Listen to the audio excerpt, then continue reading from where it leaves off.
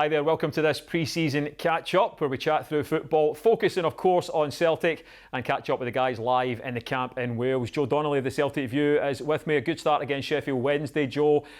Charlton tomorrow, looking forward to that one? Yeah, Sheffield Wednesday's really set us up and just more of the same really. I mean, it was a bit of a slow start as we've mentioned through the week. It seemed like the players really reacted to Ange once they got a hold of him at the end of the first period. So yeah, I mean, I'm really looking forward to it. Yeah, and of course, hopefully some of the experienced boys getting back in as well. It'll be good to see how sharp they are. They'll be keen to get back to sharpness. Definitely, and that's what we've been saying about the young guys looking to impress Ange through the week. You know, the Scottish boys coming back in who have been out of the picture, they'll be keen to hit the ground running and do the same. Yeah, we'll be joining the camp shortly. A Celtic legend is with us as well. I'm delighted to say Jackie McNamara has joined us.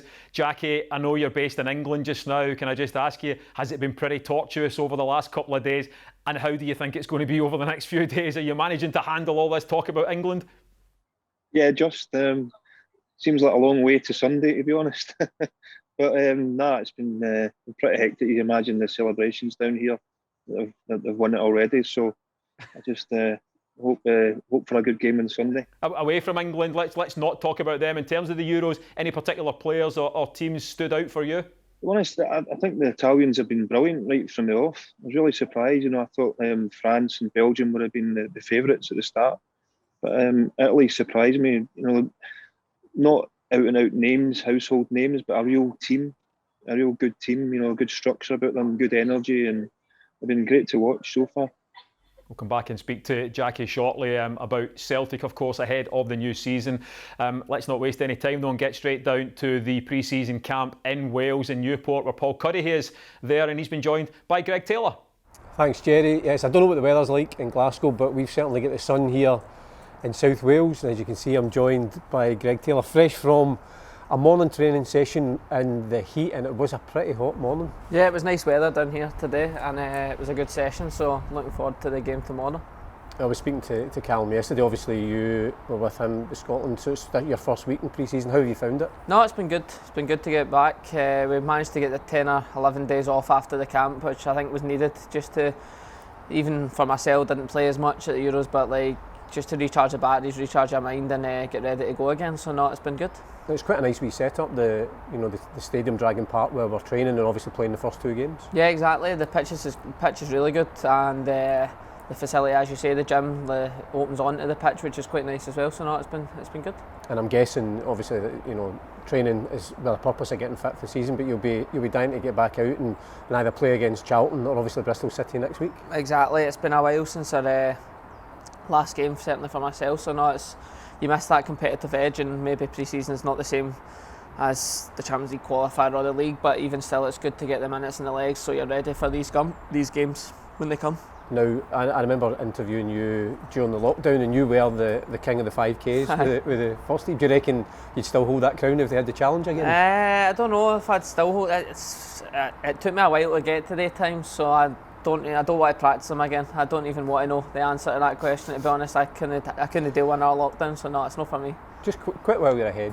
Aye, exactly. Take the title and leave.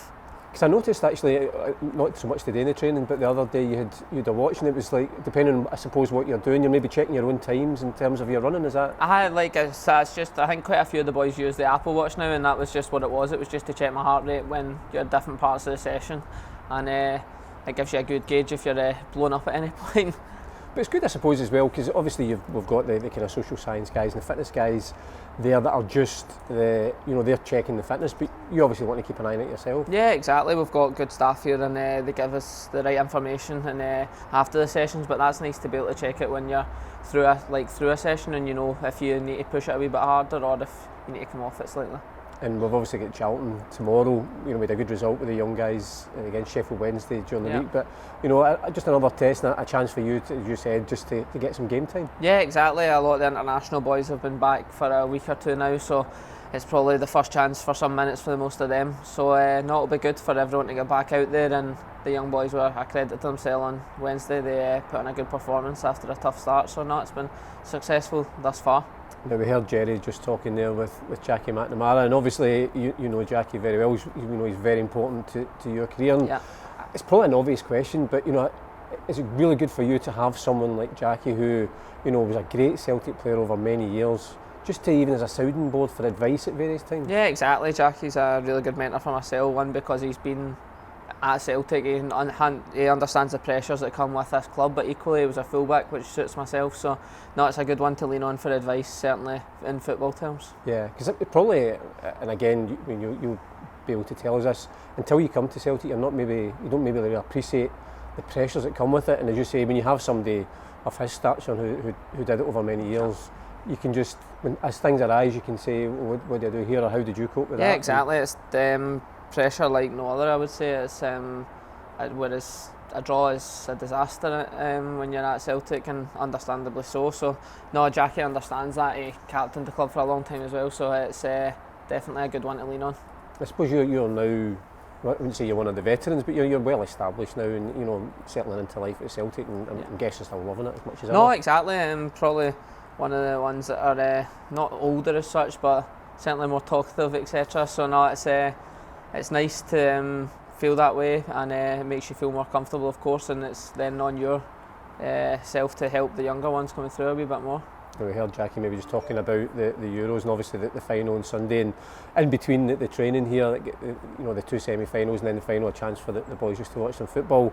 How do you think that England-Italy game will go? I know how I want it to go, but I don't know how it will go. I think it will be probably a tight game.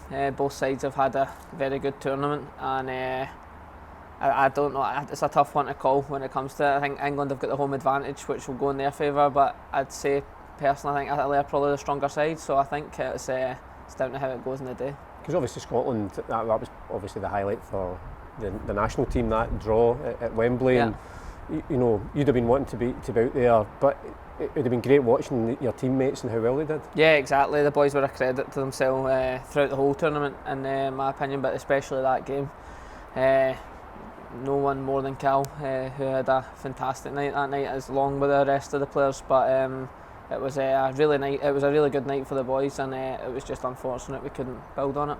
Because it's funny, that game, it always struck me afterwards, and obviously there was praise for certain players, and I think sometimes Callum goes under the radar. And interestingly, it was I think it was Stuart McCall, former Rangers player, who for the Croatia game was full of praise for Callum, saying he was outstanding, and proved it again against Croatia. Yeah, exactly. As you say, he probably does the good work he does goes under the radar, and I think he helps everyone that's around him. So I'm sure he was proud of his two performances in them games. In terms of your own targets for the season ahead, the first thing is getting fit. We've got a first competitive game coming very soon. Yeah. Individually, but then collectively as a team, everybody just wants to keep improving and get back to winning ways, I suppose. Yeah, exactly. Last year was disappointing. We all understand that, and it's a fresh start this year under a new manager, and there's not much time until the first Champions League qualifier, so we need to get down to business quickly, and it's important that that's certainly our aim, is to try and qualify in that tournament. So if we can go off to a good start, that would be certainly helpful. I suppose that's the nature of football as well. You always have to look forward. You can't change the past. You learn from it, but then you're always looking forward to the next challenge, the next game, and the next trophy. Exactly, that's all you can do. Unfortunately, last year's gone now. We understood what everyone wanted, and it was disappointing from our point of view that we didn't get to deliver that. But it's now on getting our title back, and that'll be the aim for the season. And the other thing, I think we're all keeping our fingers crossed that when we get back playing at Celtic Park, there's going to be fans, because we've seen the difference in the Euros with fans there has been incredible. Yeah, it's second to none. You need fans for just to make it makes football, doesn't it? Everyone's noticed that in the Euros. It was the same when we walked out to even the Czech Republic game, just checking the pitch. The atmosphere it gave you shivers again, and that's what we're wanting come hopefully. Certainly the season, but it'd be nice to have it for the Champions League games as well. Yeah, because we've got 3 home games, the friendlies: Preston, we've got Midtjylland, and then West Ham. So I think obviously great for the fans, but as you say, I think players respond to that, don't they? Yeah, exactly. It gives you another gear that you probably don't think you've got there. Certainly when you're at Celtic Park and you've got 60,000 cheering you on, it does help, and it's something we've missed, and it's something we look forward to having back. Yeah, we'll say fingers crossed. Yeah. Again, I can't leave you, similar to yesterday with Callum, we started a debate, I think it's going on social media now, and it's the age-old question of sliders with or without socks. You don't need to answer, because I think... My answer shows, doesn't it, to be fair, and your answer shows yours. I'm without. I think it's not for me, the old socks, but hey, Everyone's different. Exactly. Well, somebody did say to me that if you're about, say, a hotel or in your house, it's almost like slippers, so you wear socks. But if you're out and we're out in the sunshine, I suppose, or at the beach. Is this acceptable? I'm not sure. No, it is acceptable. Listen, I'm the last person to be offering fashion advice to anyone. So that's one each. One for yesterday was Callum McGregor with socks and sliders. Jerry today, Greg Taylor, no socks. So who knows what the next answer will be. Thanks very much, guys. Great to catch up with Greg there. It does look as if it's fantastic weather down there. We can bring Jackie back in now. Jackie, Greg was talking about how much he values your advice as his sort of go-to guy, his agent. What's he like as a responder? How does he take this advice? Yeah, I think he's like most young lads. He wants to improve. He wants to, be honest about it and how his game, things to improve in his game. I think he's had to adapt coming into the club, and he's taken his time. When he's been used to more defensive side at Kilmarnock, so it's the next bit is obviously the attacking side when you have more of the ball. And I think he's improved in that with his assists. And again, he's still young. He's still very young, and he's only going to get better. So he had big boots to fill, and Kieran leaving, but he's going to improve and he's going to get better each year. Jackie, one of the main talking points about the new manager coming in is about the players looking to impress him. Obviously, that's the case whenever a new manager comes in. When you played at Celtic, you played under 5 managers here, so you had that process, a number of times. What's going through the players' minds just now, no matter how long they've been here? Maybe it's somebody that's been here for a season, or someone like James Forrest who's experienced that a number of times when you're trying to impress the new manager. Yeah, it's difficult but I mean, as I said to Greg, it doesn't really matter if it's a new manager, the club moves forward, it always moves forward, and you need to be the best in that position to keep it. A new manager come in, you have to impress, and obviously they have their own ideas, they need to bring their own players in. And my 10 years at the club, I always had to improve, always had to prove myself, and that's something you have to do at Celtic, because they go and replace you or go and bring someone else in. Martin came in, which was my last manager, and he brought in Didi Agat to my position, and so I had to be patient, find a new position for a while until he changed it back to a 4. But that's what it's like. The most important thing is the success of the club and how you adapt to that, and you keep your standards as high as you can.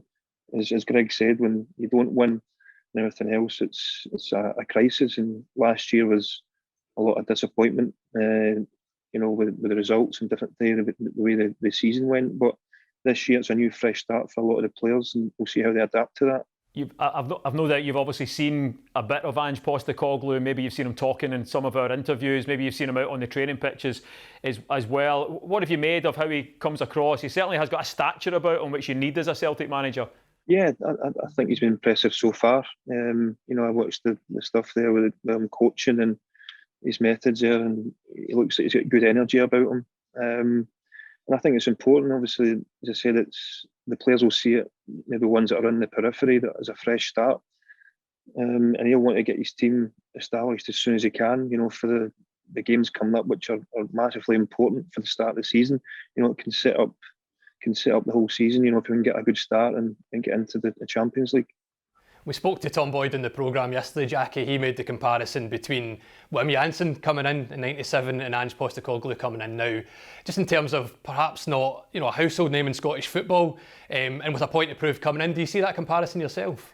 Yeah, it's a bit left field. I didn't know a lot about Ange coming in, and obviously different reports from players that I've worked with, like Ryan McGowan and stuff with the national team. He's got a good reputation. We've got a weakness in this country about names and wanting names and people coming in that we know. Same when we're getting players in. I think Lubo's a classic example of that. Judging a book by its cover. So no, I hope he lives up to the expectations, and he can change things right from the start. As I said, he looks like he's got good energy about him, and the players seem to be reacting to that. But we all know it all depends on how they start, how he gets his team settled. Just finally, Jackie, we're all Italy fans, but we're all Celtic fans as well. But Ange says he needs players in, and we know that. Just having a look at the squad, obviously taking the left-back position out of that, you might not want a few more competing for that position. But where do you think Ange would be looking to strengthen the squad? I think I said at the end of the season there that obviously there's a lot of players going into last year. And I think, they have to realise what ones are going to be there at the end of the window after the qualifiers. So, they've got Edouard going into last year. Ayer as well has been linked. I think right backs are obviously a priority. He needs to get a right back in, possibly another midfielder and another winger to take the pressure off James a little bit. So, but I'm sure he'll, over the next sort of 2 weeks, he'll get his eyes over the squad and look and see what he needs. And I'm sure there'll be a lot of sort of change in the next month. Yeah. Great, Jackie. Thanks very much, as always, for your company. Jackie McNamara is now going to hide himself away for 48 hours somewhere in England with a blanket over his head, hoping for the best. Yeah. Exactly. Thanks very much to Jackie. Thanks once again to Paul and to Greg for their contribution live from the camp. Thanks to Joe. As always, Charlton, of course, are I was going to say the visitors. Suppose we'll call it a home match for Celtic tomorrow. Pre-season match, 3 p.m. kickoff. We'll be on air on Celtic TV and the Path to Paradise from 2:45. We'll see you then. Bye-bye.